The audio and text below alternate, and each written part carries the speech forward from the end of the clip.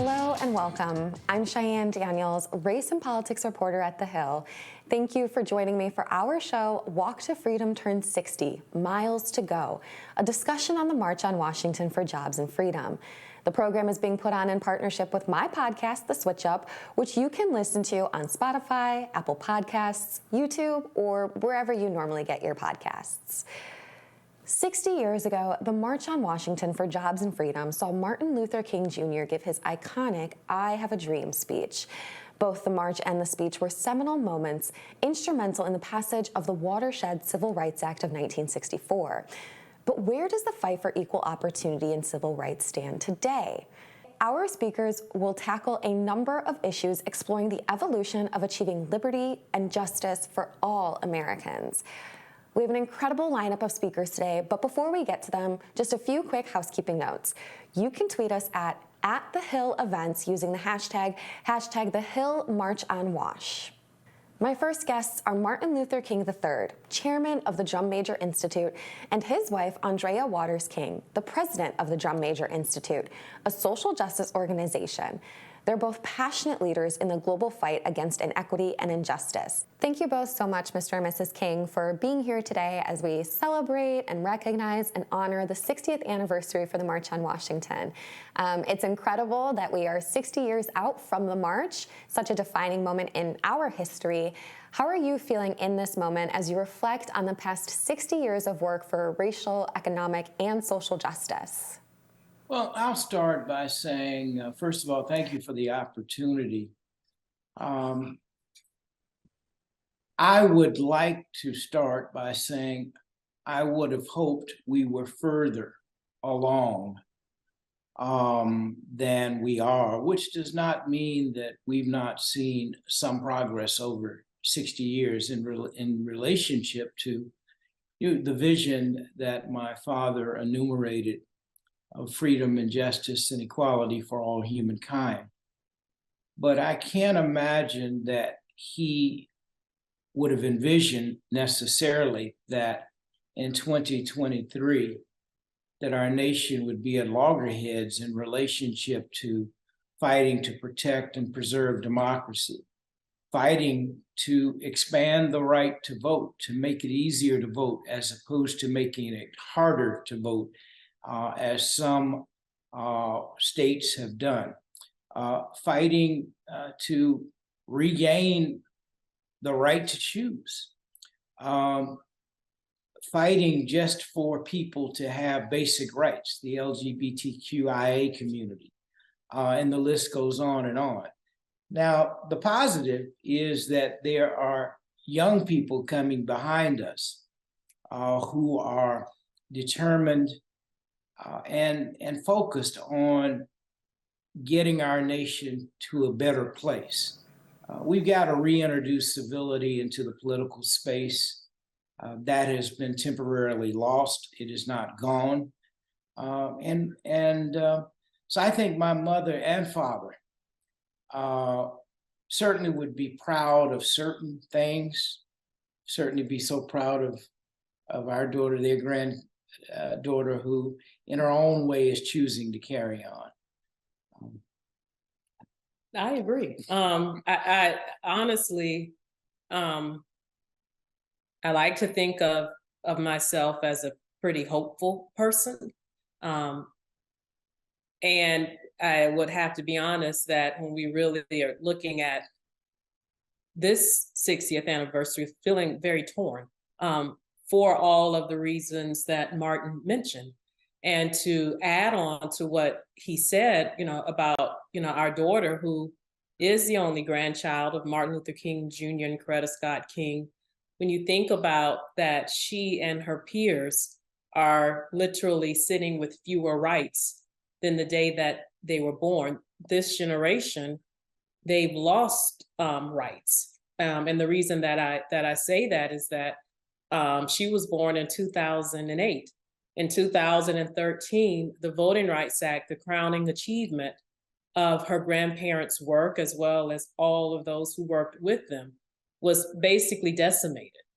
And then when you look at in 2020, our home state here of Georgia, where she resides, was one of the states that passed initiatives to make it harder to vote rather than easier. And then when you think about the fact that here again in our state, there is an attack on diversity, equity, and inclusion being taught in school, and history being taught, clothed in attacks on critical race theory, which is something that's only taught to a few people that are in law school for a half of a semester. So when you look at the fact that here in the very state that her grandfather was born, history is being erased. And then, of course, when you look at last year in 2022, with the decision basically striking down Roe v. Wade, she, as a female, lost more rights for her reproductive freedom. So in a very real sense, this generation in their 15 short years have progressively lost rights, which is the antithesis of what a democracy, is and should be. We're in this moment of great change. We're seeing so many Black leaders stepping up. We're seeing record numbers of Black candidates running, as well as Black women running. But at the same time, I think about what we saw happen in Tennessee with State Representatives Justin Jones and Justin Pearson.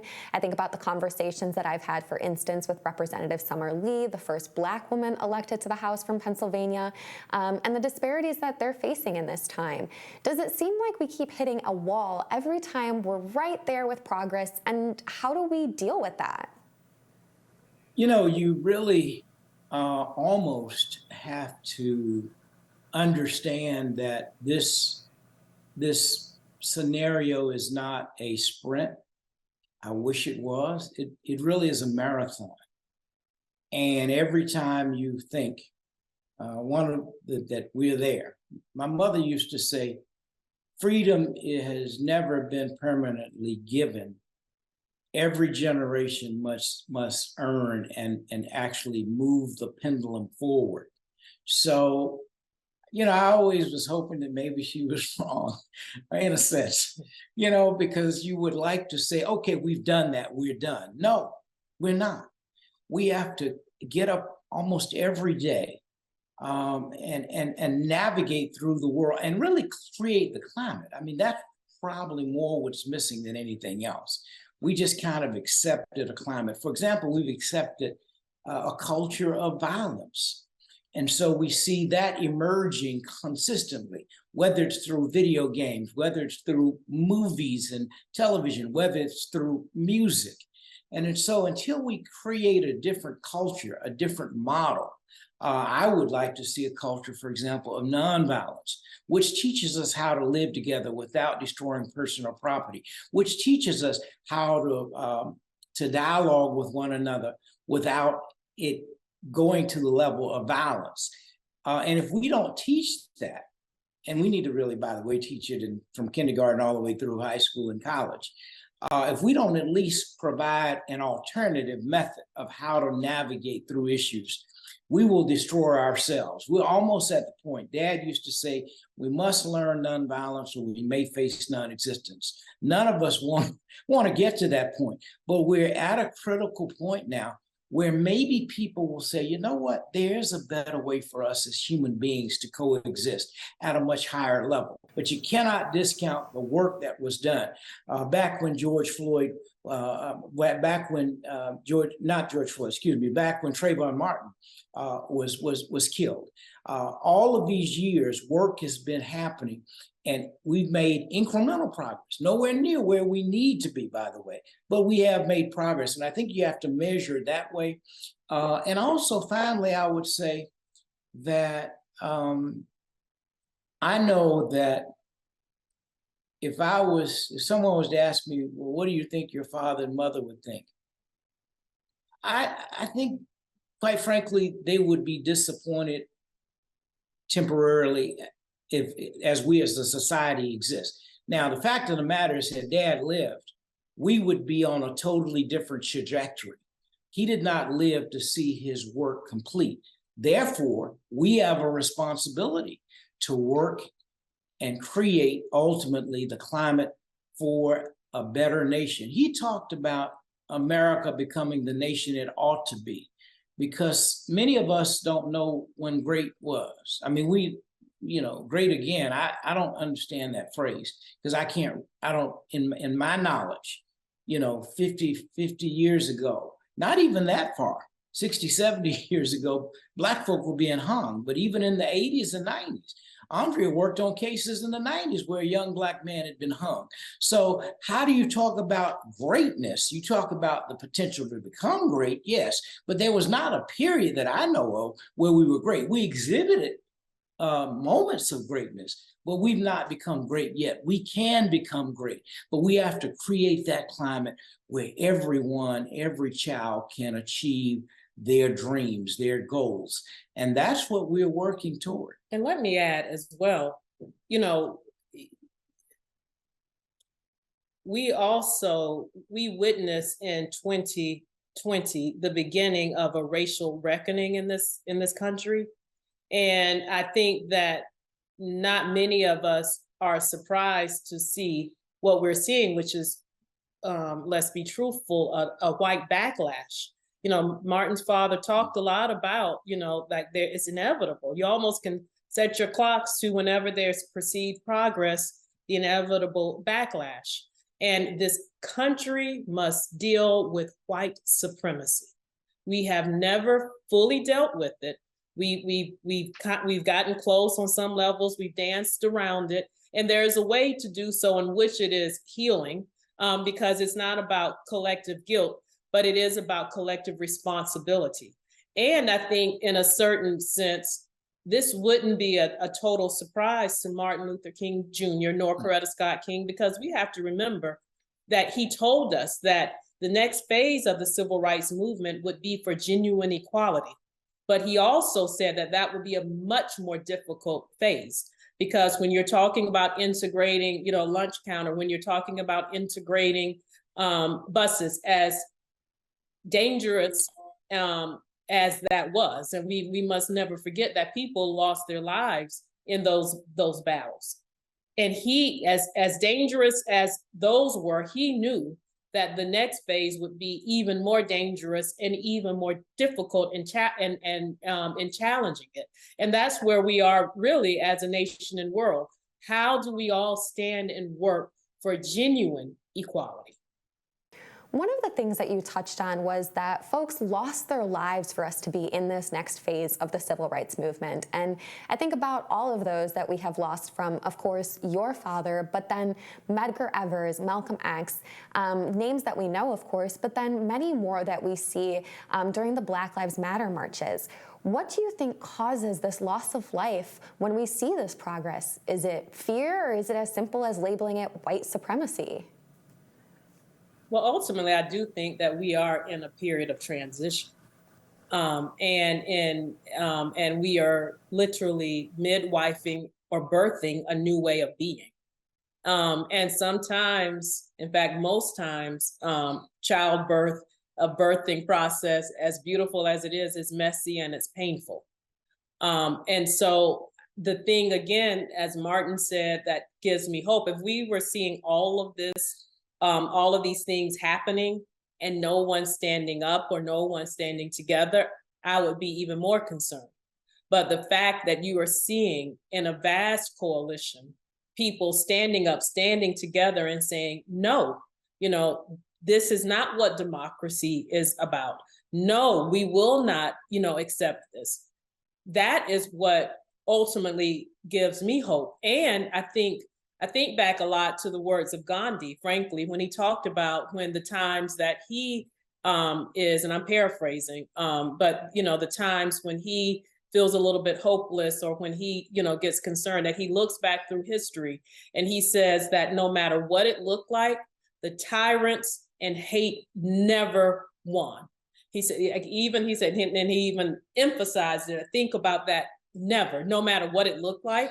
No matter, when you're in the midst of something, it looked like hate and tyranny was winning, and certainly there's rising tides of hate, but in the end, it has never won. If you're looking at this country, whether you're looking at India, whether you're looking at Europe, whether you're looking at Africa, when you're looking at, South Africa, it has never, well, if it had one, then we would still be back during being enslaved. When you think about the civil rights movement, when you think about human rights movement, when you think about the movement in the 70s and 80s, when our gay and lesbian sisters and brothers were, saying, look, treat us, see us, treat us, love us. When you're looking at women's rights, it, always, this country, human existence is for expansion and fuller expression. And that has always won in the end. However, it has always won when people come together and demand it so.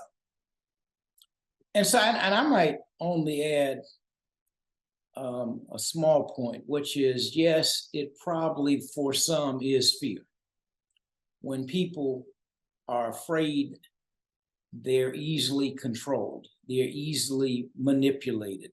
And it has been programmed, this fear against different points of view. And again, that's why I said that, we've allowed a tone, a culture of violence, and not chosen a culture of nonviolence, which humankind must do if humankind wants to survive. We've seen this movie before. All the civilizations that embraced fear, ultimately, which people said were great civilizations, they don't exist anymore. We as a civilization must become better if we're going to become bigger, or we could have that same fate. Now, that's not something we want to think about. We're going to see a coalition this Saturday, August 26th, a sort of rededication to this movement, to fighting these three evils. Are there moments over the years, though, where you have felt that connection back to the very first March on Washington 60 years ago? Well, first of all, let me say this. There was a lot of optimism that has been shared coming right off after the march, because it was the first time in the largest civil human rights demonstration ever. And, it was integrated, it was labor, it was religious leaders. And so people felt really, really good. Arndrea talked about there's always this inevitable pushback. Less than 3 weeks after the march, the 16th Street Baptist Church bombing occurred. So it thrust people back into, okay, this was a great start, but we've got still work to do. Now, today, where we are 60 years later, it seems like we're all going in, not all, but a lot of people going in a whole lot of different directions. Our goal is to bring people together for an agenda that teaches us. Dad and Mom taught us how to disagree without disagreeing, being disagreeable. And we've lost that temporarily. We have to reclaim and recreate that climate.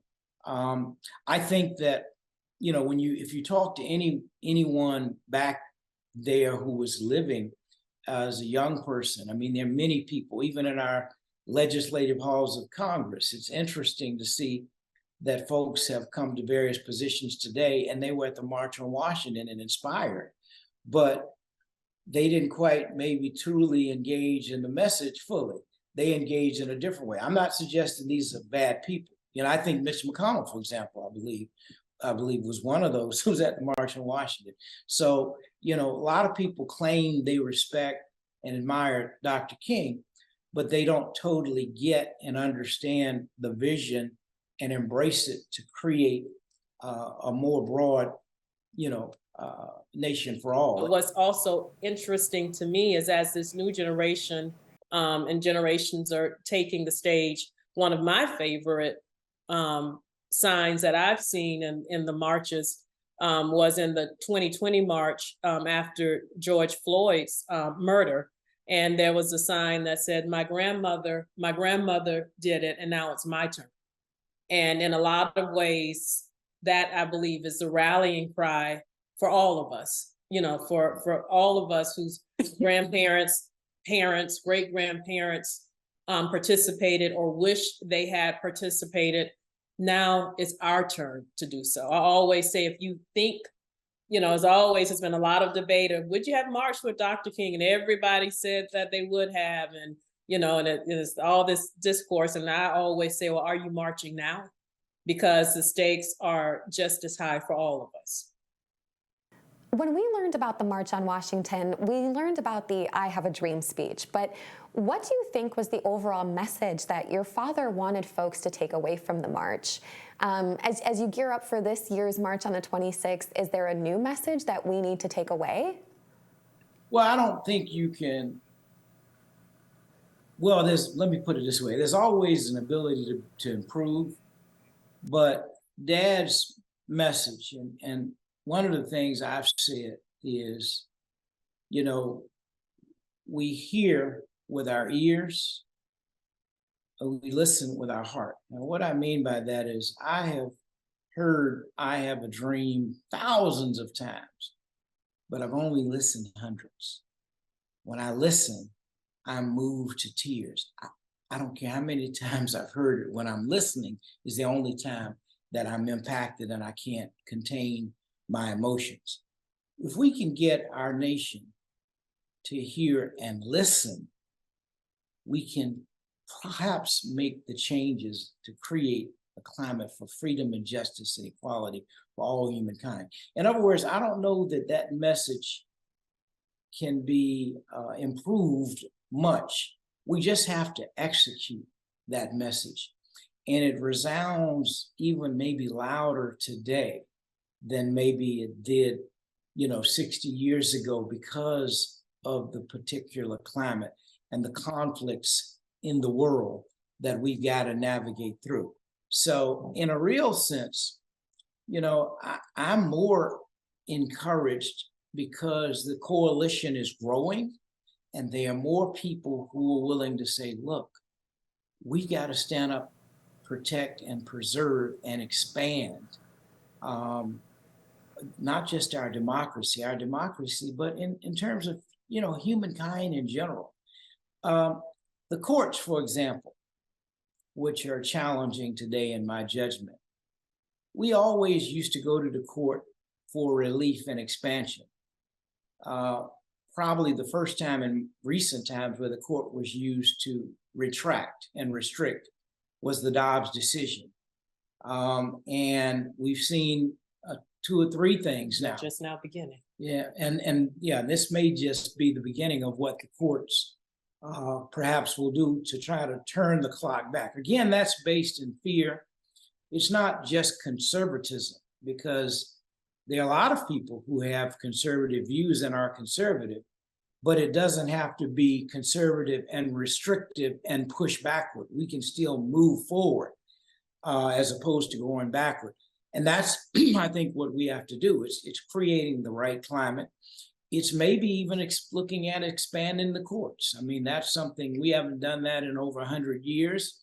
When the courts were last expanded, we had about 40 million people. Now we've got 300 plus million people, and we still have the same number of justices at the Supreme level that we've had for all those years. So we need to at least be having dialogue on these issues, talking about an expansion. And that's part of this whole process. It really is dialogue, constructive, not destructive, but constructive dialogue. When I think back to the theme of this year's march, I think back to the Old Testament and the passage of "Here comes that dreamer, come let's slay him, and then we shall see what becomes of his dream." And I feel that we have a moment at August 26th to show the world what can become of his dream. If you remember the refrain, "I have a dream," I think that the theme for this march is "I am the dream." And if we are the dream, what are we going to do to make real that dream? And it really is up to all of us. And I would also encourage, and also we're saying that August 28th certainly is a moment again of rededication, of marking that date, but it's not the ending, it's the beginning. It's the beginning of us coming together. It's the beginning of us knowing and embodying and being the dream and making that real here in our nation, in our world. Thank you both just so much for your time today, your insight. I'm so appreciative of you taking this time to chat with me, and I look forward to hopefully seeing you on the 26th. Thank you. Thank you very much. Thank you for all that you're doing.